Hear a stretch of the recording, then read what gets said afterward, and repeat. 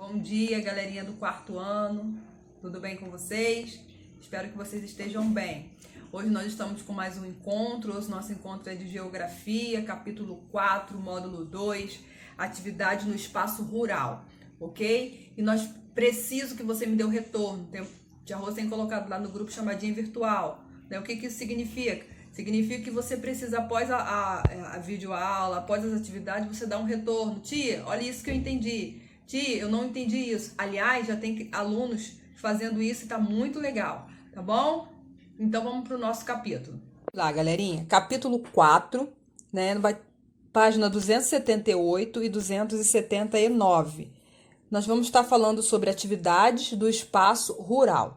Nós vamos dar continuidade no que nós já havíamos falado, né? Como na verdade nós temos falado sobre o espaço urbano e espaço rural. Agora nós vamos descobrir como funcionam as atividades nesses locais, ok? Quais atividades econômicas e como funciona a dinâmica no espaço rural, certo? Então, as atividades econômicas realizadas no campo são responsáveis pela produção de alimentos e de materiais destinados às indústrias e pela geração de emprego e renda para muitas pessoas. Neste capítulo, vamos conhecer as principais características das atividades econômicas do campo, certo? Então, tem 3 questões na página 279. Primeira, qual atividade econômica esta fotografia retrata? B, além dessa atividade econômica, quais outras atividades são realizadas no espaço rural? Existe espaço rural no município onde você mora? Em caso afirmativo, cite algumas atividades econômicas que você conhece e que são praticadas nesse espaço. Ok? Página 280 vem falando sobre as atividades econômicas do espaço rural. A agricultura, a pecuária e o extrativismo são as principais atividades econômicas desenvolvidas no campo. Elas compõem o setor primário da economia. E a seguir estudaremos com mais detalhe cada uma dessas atividades. Então, a primeira atividade é a agricultura, o cultivo de plantas e leguminosas e qualquer tipo de vegetal. Então, vamos ter lavouras e inúmeras plantações. Isso é muito comum nas áreas rurais, até porque nas áreas urbanas não tem espaço físico para fazer essas plantações. Isso acontece na área rural mesmo por causa do espaço necessário, ok? Então, a imagem, ela vem apresentando uma lavoura de algodão, né? Então, vai ter plantação pequena até grandes plantações, ok? E grandes agricultores, milhares de hectares de terra de tipo monocultura, enfim, nós iremos estudar ao longo do capítulo e vamos descobrir isso. Esses alimentos, esses vegetais, vão servir como matéria-prima para outras indústrias, para fazer outros produtos, certo? Então, a parte da agricultura não é só frutas e legumes, né? Que estamos acostumados a comprar no hortifruti, no supermercado. A agricultura é base de muitos produtos que compramos, ok? No mercado, certo? A pecuária é a atividade que envolve a criação de diferentes tipos de animais, como bovinos, suínos, aves, caprinos, equinos e peixes. E com a criação desses animais, obtém-se principalmente produtos como carne, leite e couro, que serve como alimento ou para a fabricação de outros produtos nas indústrias. O couro, por exemplo, é usado para a fabricação de calçados. Então, a pecuária, né, é necessário para que possamos ter a carne que colocamos na mesa todos os dias, ok? E quando nós falamos de bovino, nós estamos falando da criação entre bois e vacas, ok? Suínos refere-se a porcos e porcas, ok? Combinado? Página 281 vai falar sobre o extrativismo. O extrativismo consiste na atividade da retirada ou da coleta de recursos minerais, animais ou vegetais da natureza. Então, o extrativismo mineral extrai do solo e do subsolo recursos como ouro, prata, cobre, areia e minério de ferro, mostrando na fotografia ao lado. Os minerais podem ser utilizados, por exemplo, na produção de automóveis, de joias e na construção de prédios e de casa. É graças ao extrativismo mineral que nós temos os eletrônicos. O extrativismo animal consiste na pesca e na caça de alguns animais, como camarões, caranguejos e peixe, como mostra na fotografia ao lado. E esses animais eles são utilizados principalmente na indústria de alimentos, como por exemplo nos restaurantes. E também o extrativismo vegetal, que consiste na extração, né, e coleta de recursos vegetais, como madeira, óleos, seivas, frutos e castanhas, como mostra na fotografia ao lado. Esses produtos podem ser utilizados na indústria de alimentos e na fabricação de móveis, domésticos, remédios, entre outros. Você sabia que o lápis que você utiliza para fazer suas anotações pode ser um produto da atividade extrativista? Você sabe do que ele é feito? Né? E também nós temos com essa matéria-prima, né, podemos usar, né, cremes, hidratantes, shampoo, medicamentos, tudo isso vem do extrativismo, certo? Vegetal.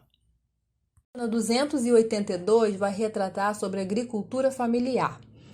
É bastante comum, né? E são pequenos produtores, normalmente em sítios, pequenas fazendas. Não precisa ser grandes lugares. Eles vão plantar algum tipo de vegetal e vão fornecer.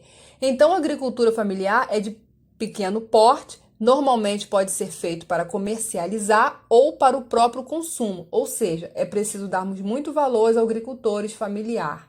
Eles utilizam tudo 100% livre de orgânicos e agrotóxicos, trazendo muitos benefícios para a nossa família, ok? Vou ler para vocês aqui um texto que diz o seguinte: a agricultura familiar é um importante segmento para o desenvolvimento do Brasil.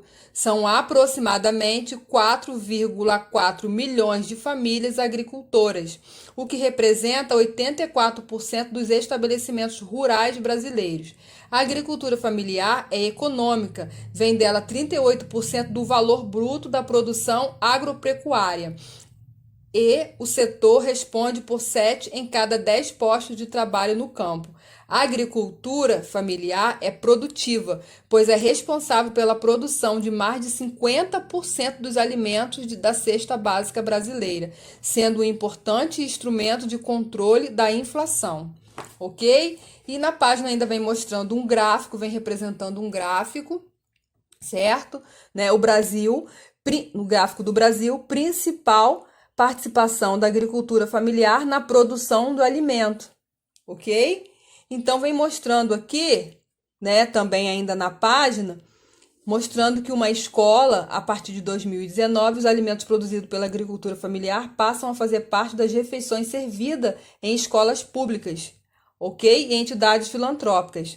Essa medida determinada pelo governo federal, além de oferecer alimentos saudáveis, variados e apropriados à faixa etária dos alunos, passou a estimular, né, o desenvolvimento da agricultura familiar em nosso país. Quer dizer, o incentivo, né? Muito legal isso, ok? No 285 vai falar sobre os contrastes nas paisagens agrícolas. Né? As paisagens agrícolas apresentam muitos contrastes, alguns deles em razão dos tipos de cultivo e do uso de diferentes tecnologias, né, na produção. Por exemplo, contraste é algo... O que é contraste? É algo que é oposto da outra. Né? Então, a página ela apresenta duas imagens de situações que fazem a mesma coisa, ou seja, o arado. O arado é um equipamento que é utilizado para remexer o solo, para que depois possa ser colocado as sementes para brotar. Né? O solo ele não pode estar compactado. Então, a primeira imagem, né, o arado está sendo puxado por bois, né, arado manual. E, em geral, nas pequenas propriedades rurais, a atividade agrícola é desenvolvida com técnicas tradicionais de cultivo, ou seja, com o uso de instrumentos simples, como arado puxado pela força de animais e trabalhos humanos, manuais. Né? Agricultor utiliza o arado puxando com força de animais no preparo do solo para o plantio na China. Né? Já a segunda imagem é um arado feito por tratores. Ele faz sozinho e muito mais rápido que os bois e o agricultor, certo? Então, a agricultura também pode ser desenvolvida com técnicas modernas de cultivo, ou seja, com maquinário de tecnologia avançada, com semeadeiras e colheitadeiras em geral. Esse tipo de agricultura desenvolve-se nas médias e grandes propriedades rurais. Então, os contrastes nas paisagens rural, das mais, menores até as tecnologias, fazem o mesmo trabalho, certo? Então, você já observou alguma das técnicas de cultivo retratadas nas fotografias desta página, no espaço rural do município onde você mora?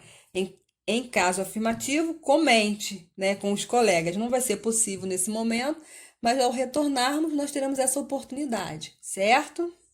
Na página 287, vai falar sobre as terras indígenas e os quilombolas.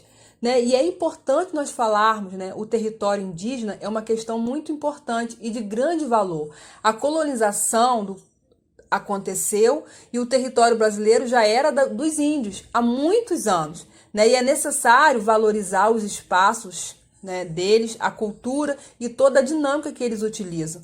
Então, essa questão quilombola, nós já vimos na parte de história, mas vamos rever. O quilombo é um local de refúgio, principalmente dos escravos, que estavam fugindo das fazendas na época da escravidão. Então, o quilombo tem toda uma questão histórica, certo? Da cultura negra africana no Brasil. E é preciso ser muito bem debatida e também respeitada, porque hoje em dia, depois de muito tempo, anos de ter acabado a escravidão, o território, as tribos, as comunidades produzem muito e a produção artística e agricultura familiar também é muito viva entre eles.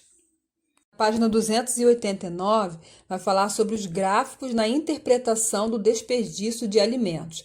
Com os gráficos, nós podemos analisar a quantidade de alimentos desperdiçados na América Latina e em cada uma das etapas pelas quais eles passam. Veja no gráfico a seguir as porcentagens de desperdício dos alimentos. Então, é importante nós falarmos para que possamos ver a questão do desperdício de alimentos. O gráfico ele é bem atual, ele é de 2018 e está falando sobre o desperdício de alimento. Então, nós podemos perceber, através desse gráfico, que 28% da produção, da colheita, é responsável pelo desperdício. 28% da produção, ou seja, 28% da produção é responsável pelo desperdício. Então, 6% é do processamento, ou seja, 6% é responsável a indústria é responsável por 6% do desperdício dos alimentos.